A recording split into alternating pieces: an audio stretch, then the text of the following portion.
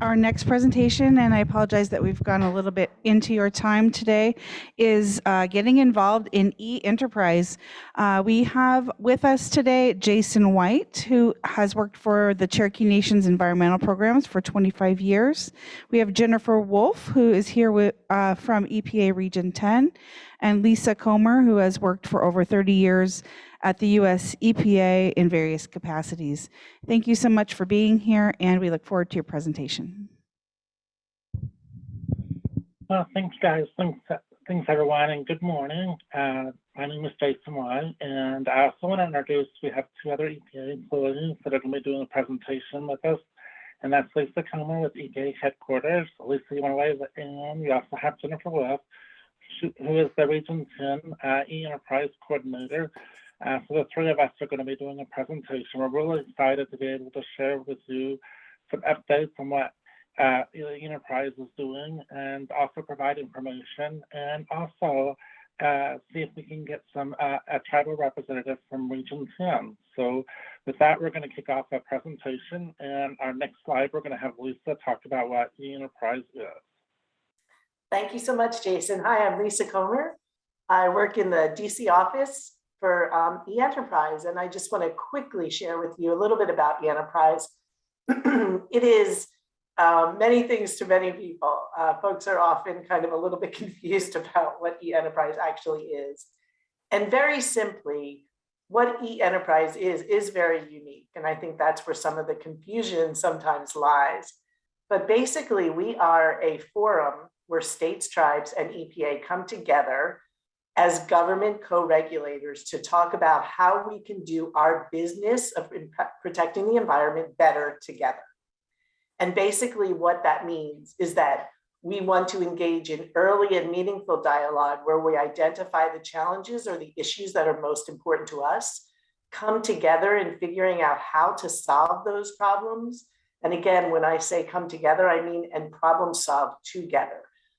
Oftentimes, as we know, and we heard some of that alluded to in the last session, and I apologize, I didn't get to listen in to others as well, but you know, EPA is a national agency. We know this, and often we are coming up with ways for folks to do things without including those stakeholders in the process. So the whole idea behind e-enterprise is to have all the partners at the table from the beginning. So we don't bake the cake and then invite people in to eat it. We bake the cake and decide on the ingredients and the type of cake and how long we're going to bake it together.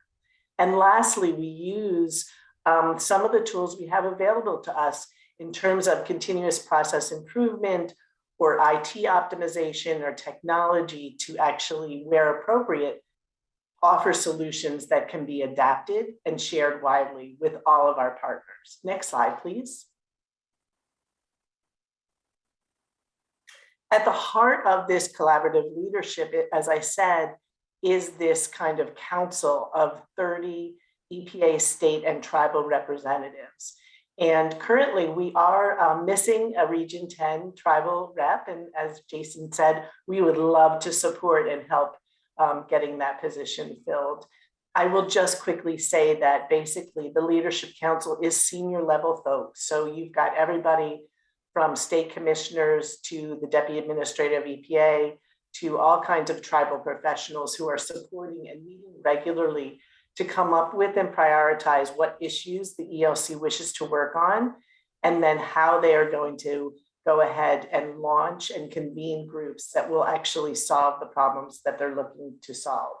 The only other little mention I want to make, and then I'm going to go to the next slide, is that this is a senior leadership council. We also have, of course, multitudes of staff who are on this call today as well, and regional and program folks who are involved with helping e-enterprise. And in fact, we have an e-enterprise regional coordinator network, and Jennifer, who's going to speak with you shortly, is on that, that helps to serve as basically direct points of contact with the tribes who are involved in e-enterprise. And with that, I will turn to the next slide. And Jason, I think you're up next. Okay. Well, the next slide, we're going to talk about what the new priorities are what it is the states, tribes, and EPA, they work together and as provide a strategic direction for what the enterprise work is going to do. And so what they've done for the next 12 to 18 months is they've identified the priority areas that they want to focus on. So they've identified some interests, so they've identified the top 5 priorities, and there's 2 priorities that are particularly interested for the tribes. So the tribes have elevated 2 concerns that they would like to see interested in, which I'll go with further depth in the next slide, which is, of course, the supporting for software licensing needs for tribes and maintaining tribal data sovereignty. But the other ones are like expanding Be Well Informed, which is also known as like PFOS, which has become such a big topic across the nation. And so I think that's going to be a pretty good work group that I think that everyone's going to be pretty interested in. Leveraging anticipated data generated from the American Rescue Plan grants, which is getting a lot of interest, a lot of discussion right now, and data sharing and transfer, as well as data quality, and also data standards, evaluating those standards in cross-programming and cross-partner data sharing. So this is also taking into consideration with the interest of the environmental justice lens and how these can apply throughout all the EPA media programs. So, and I also want to recognize that the enterprise has been around for some time, and they've actually done quite a bit of projects in the past.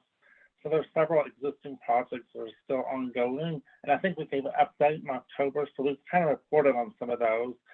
And one of those was the Citizens Community Project, which we reported back in October, that tribes were actually did some research on what some of the tribal projects. There's actually what they call a paper the tribes published, and you can find that on the ITEC webpage, as well as a couple other on the enterprise website on some of the citizen science projects that the tribes have been involved with. And there's also, these are ongoing ones like the compliance learning, the care work group, digital strategy, and these are just a handful of them. And there's a couple of priorities that have been closed, which I think the tribes have been interested with, like the co-op work group initiative. That's how that's one that I'd like to give a shout out, because that's when they looked at the co-op process across the regions, and that's where they changed how the co-op process worked. And the next slide will kind of go into a little bit more depth on the next two. And these are the 2 tribal centric slides.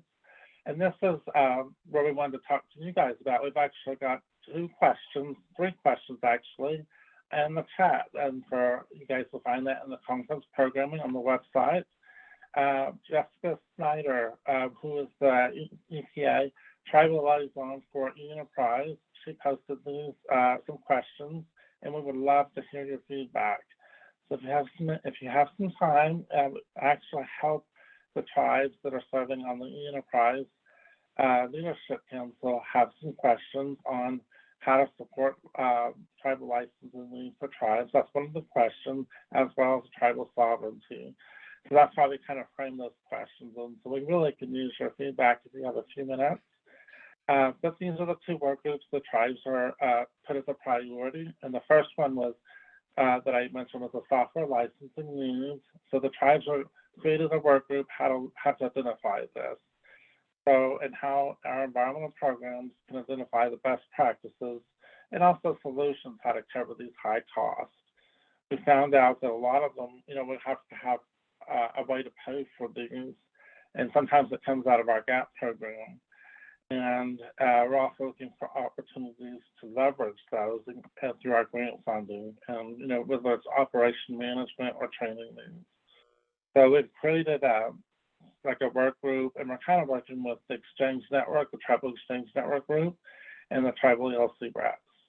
And the second one is the Tribal Data Sovereignty work group. We're exploring how to support the tribal data sovereignty and understanding how tribal data is collected, managed, and as well as decision-making between the tribes and the EPA. And I'm kind of going a little bit deeper into the discussions on how they can work together and collaboratively to improve the data governance. So it's kind of like a hot topic, And so we'd love to hear your feedback on those and those questions. So if you guys would like to share your feedback, please share that with us. And we'll jump into the next slide, and we'll turn that over to Jennifer to talk about the Enterprise Community Inventory Platform. So Jennifer, you're up. Hi, good morning. Thank you. I'm Jennifer Wolf, and as Lisa and Jason referred, I am the EPA Region 10 E-Enterprise Coordinator.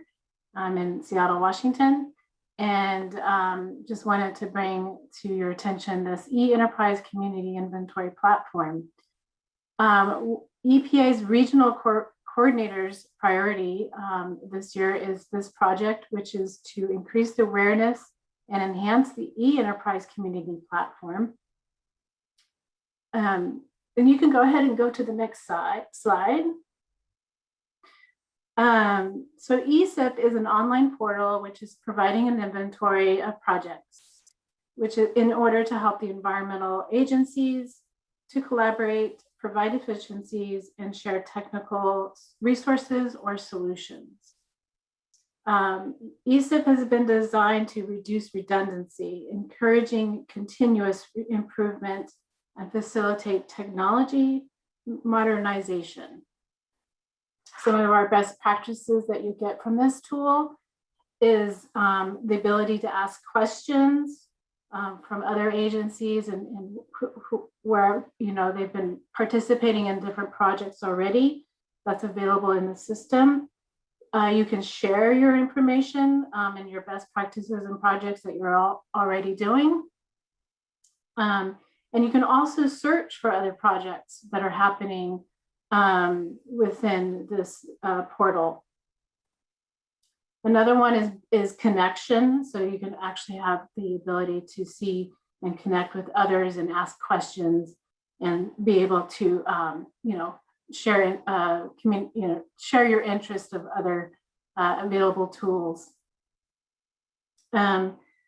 So lastly, I'll just mention that this is another valuable resource, and we would like for everybody to participate and access this tool as we would like to increase the network of that's available within this tool and network with this group here, as well as our environmental communities and partners. I'll switch it back then to Jason. Thank you.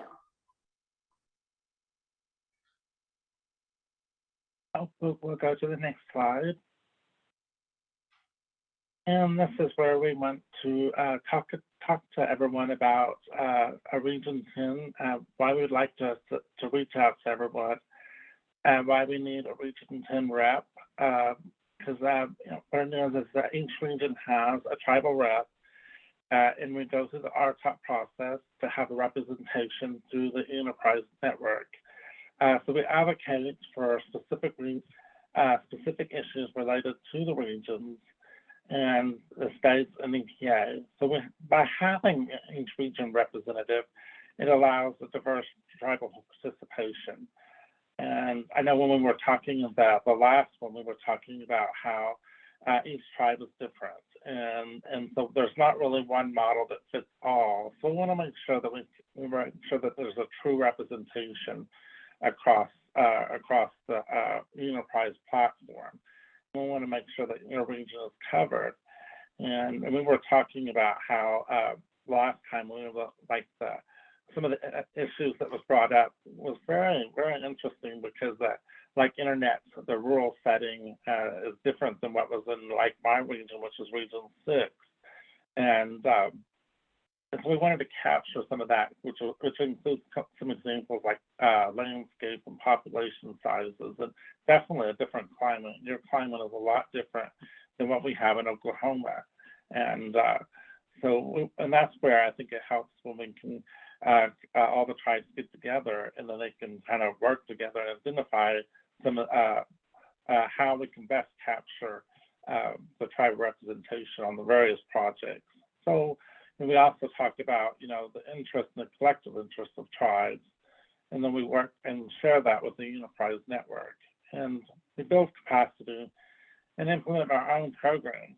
So that's what Enterprise does, is we kind of look at the opportunities to elevate with our state and EPA leaders on how we can implement new priorities and how they can serve the tribe's needs and the demands, and help with the tribal implementation of their programs. And that's what we kind of talk about, that, the tribes are the ones implementing the programs in Indian country, working with EPA. And so the Enterprise is a great platform to work with high up leaders to identify some of these issues, and having that partnership and being able to collaborate and identify those issues and come up with solutions. And so that's why I think when we have an opportunity to share this information, it's been a great experience. And for the next slide, I'll kind of go into a little bit more in depth. And so this is the benefits, and that's why this kind of goes hand in hand to the why we really need someone. But the benefits of having someone from Region 10 is that these types of conversations, like Lisa had mentioned, we also have EPA senior leaders as well as high state commissioners. So, for example, tribes bring up issues that have problems, they can bring it up to high executive levels, and then we can have those discussions and kind of make sure they're brought up to the decision-making level, and hopefully we can provide effective solutions and be able to bring the emerging and existing challenges. So that's what's really unique about this group, is we've seen some results. We've actually seen some new technologies, new opportunities. For example, I'll give you some examples. We've been able to see behind the scenes things. For example, EPA tested the new Silent tool before it was released. We actually got to have people test it out. There was 2 tribal reps, and there's one in this region that got to be part of the pilot to test it. And from the Coeur d'Alene tribe, from Region 10, was one of the tribes that got to test it to see what worked and if it met tribal interest. So that was a really unique experience. And it also allows everyone the opportunity to leverage tools and services to manage tribal environmental programs. And having a representation also allows the tribal perspective to be able to be a part of that with other tribes, and they're able to work together for joint implementation across Indian country. And we just want to make sure that we include all the tribes, and we want to make sure Region 10 has a voice. We've had Region 10 tribal reps in the past. We've had Chris Price was our last tribal rep about 2 or 3 years, about 3 years ago, before COVID. And then before that, we had Dean Adams and Billy Maines. So we've had tribal representation over the years. We've got a vacancy. And next slide, please. And this is how tribes are supported. With Cherokee Nation, that's how I'm involved, and Chelsea Jones, we both work with Cherokee Nation. We have a cooperative agreement to support the tribes for communication, note-taking, to help the tribes be involved. We also provide travel reimbursement, and we help some of the expenses through our support grant so that they can attend in person. This is before COVID hit. Lately it's been virtual, but hopefully we can go back to in-person meetings, work group meetings, and attend enterprise conferences. There's also ITEP also has a cooperative agreement to help support the Exchange Network group. And EPA also has a support system. And, Jennifer is one of the enterprise regional coordinators, so you can always reach out to Jennifer anytime.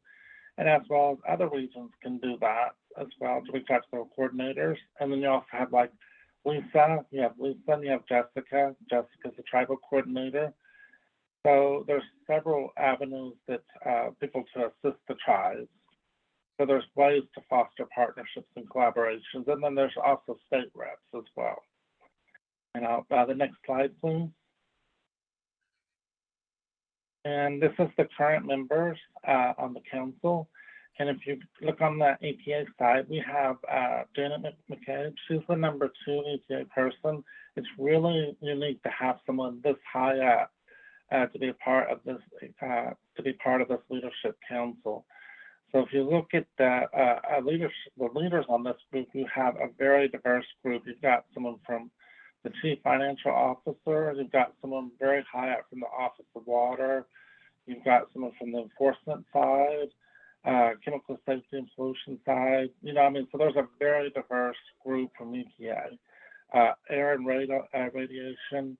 So that's what I like about this group. And I'm speaking from a tribal citizen as well as a tribal employee.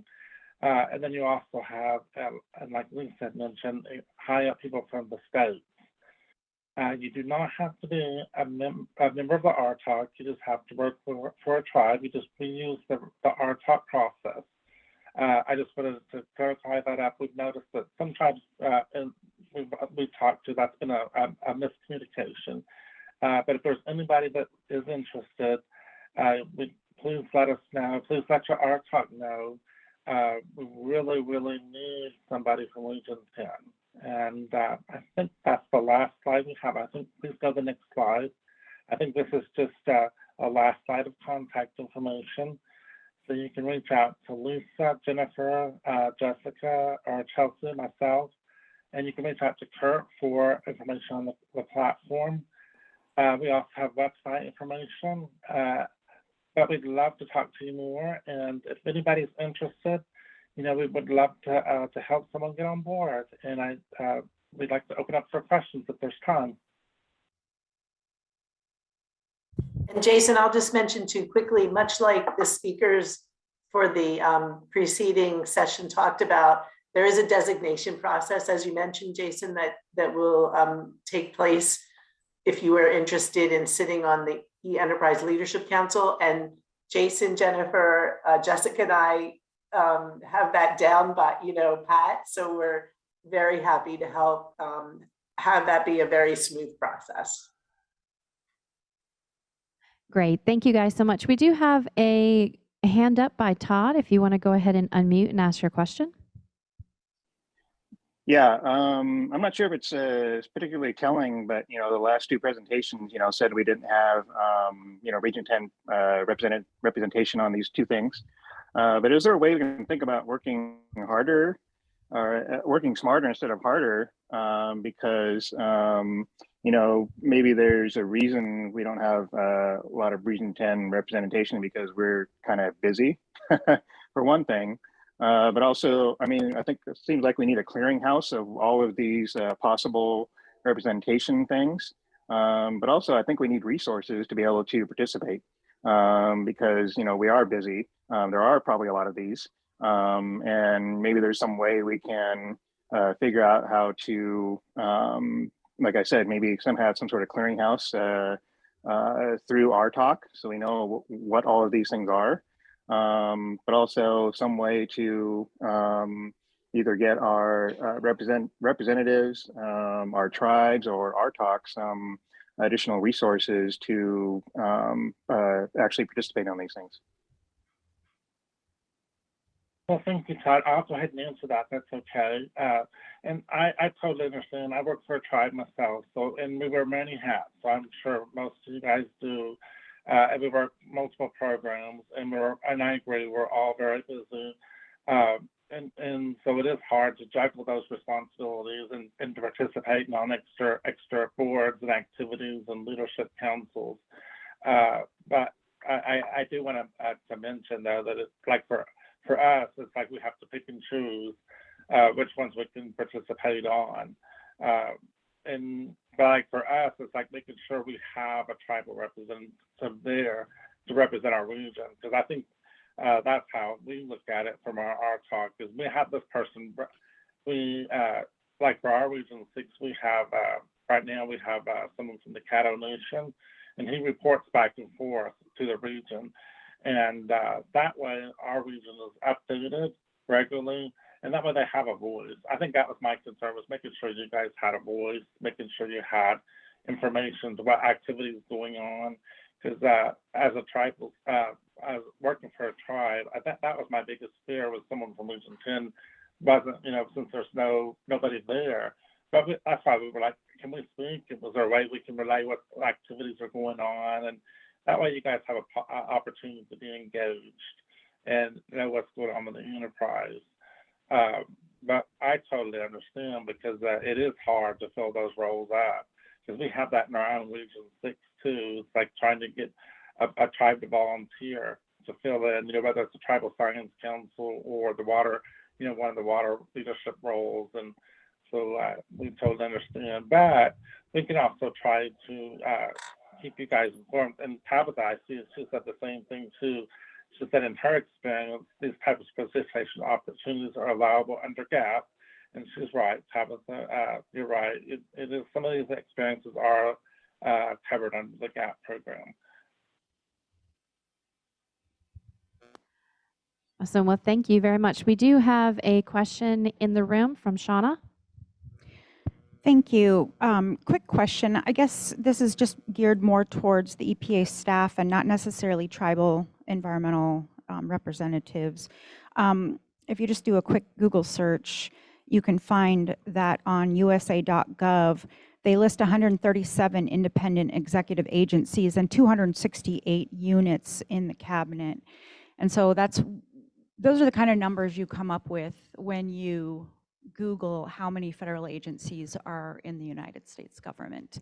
And so how many committees do we think exist within all of those branches of the government? And how do I prioritize if I'm a tribal council member and a tribal court judge, and we're trying to figure out, we're sitting around the table, we meet once a month. We're trying to figure out what to do with this grandma whose husband just passed away of cancer, and now there's no one left to take care of her. We're sitting around the table looking at each other wondering who's going to take care of this elder. And we deal with horrible things, horrific things that, within the EPA, your agency is wrapped up in a nice, neat package. But for tribal governments, we're dealing with everything. We deal with everything and anything.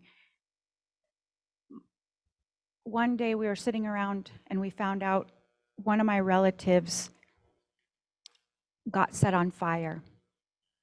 And my other relative had to put her out, and then she had to be medevaced to Seattle. How is it that when we're talking about those things, that we are not spread too thin to figure out how do we sit on the e-commerce committee? How do we get on the pesticide committee? So I just don't want EPA to think that tribes aren't interested, because we are. But because we're serving on so many other committees and federal agencies and trying to teach the entire United States government what original instructions are, sometimes we get a little busy. Thank you very much, Shauna. I don't see any other questions, so we will go ahead and move on to the next session.